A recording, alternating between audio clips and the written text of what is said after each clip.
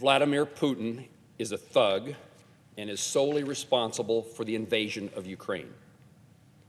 Putin, I condemn him, and he's even being condemned by his own people in Russia for the growing alliance around the world. There is nothing that justifies Russia invading Ukraine. This is the most significant intrusion from one country to another since the beginning in the 1930s of what resulted in World War II. I pray for the safety of the Ukrainian people and a rapid end to this unprovoked war. As we hear stories about their bravery and resolve, I'm inspired by the dedication to defend their freedom. The United States is making it clear we stand with and support them. This war is a terrible tragedy, but it is also a wake-up call for the United States of America.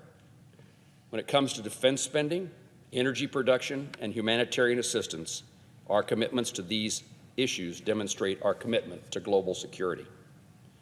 We must recognize that we have adversaries who seek to use force to recover claimed territory. They possess weapons of mass destruction and otherwise disable our country and our allies and partners. For those of us in Congress to ignore these threats would be derelict in our duty to preserve American security and prosperity. We would be derelict to the people of the United States of America.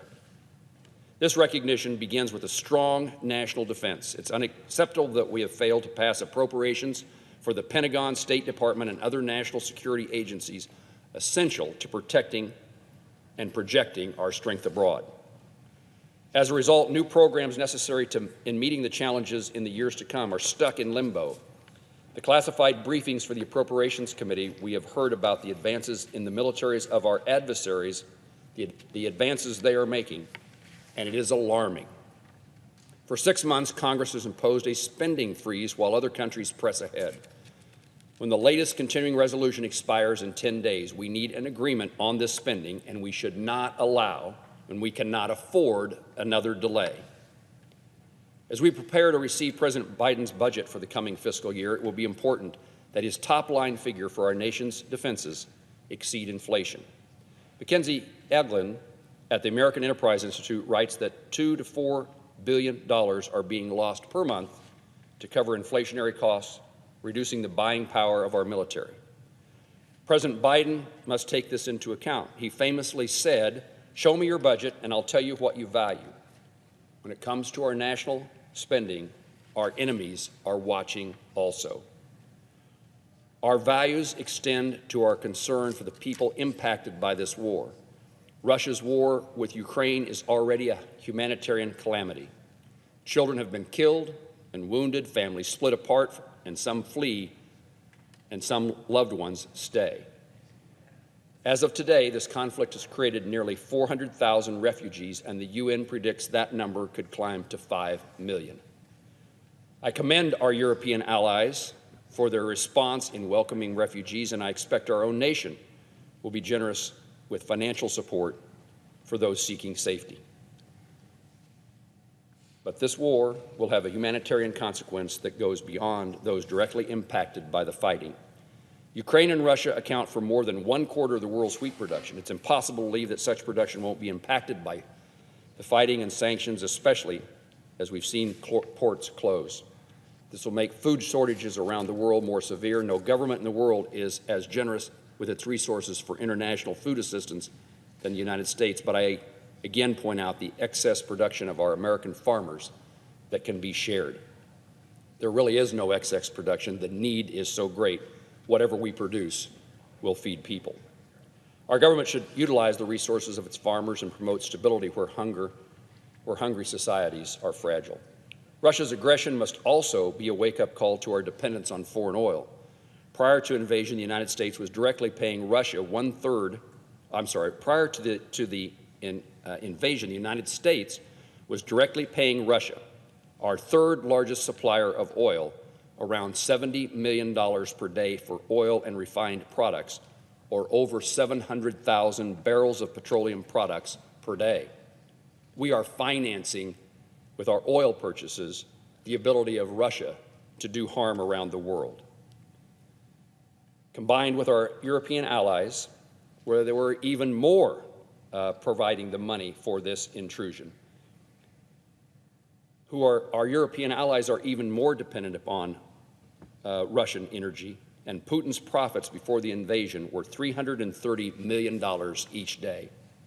We are subsidizing aggression in Moscow, and it extends to the Middle East as well. This must end.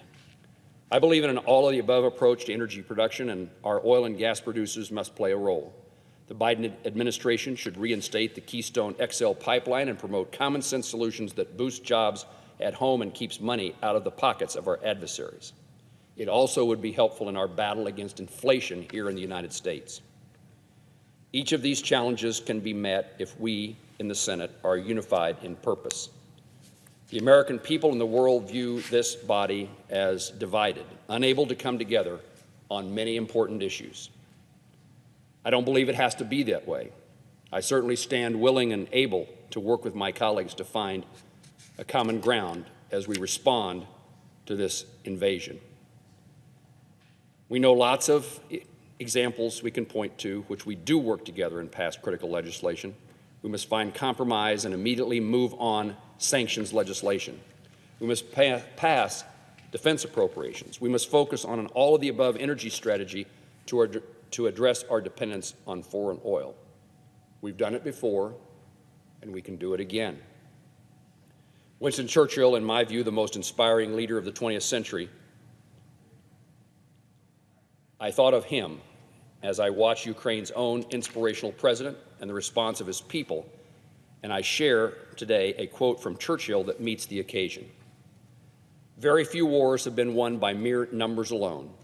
Quality, willpower, geographical advantages, the command of the sea, and above all, a cause which rouses the spontaneous surgings of human spirit in millions of hearts.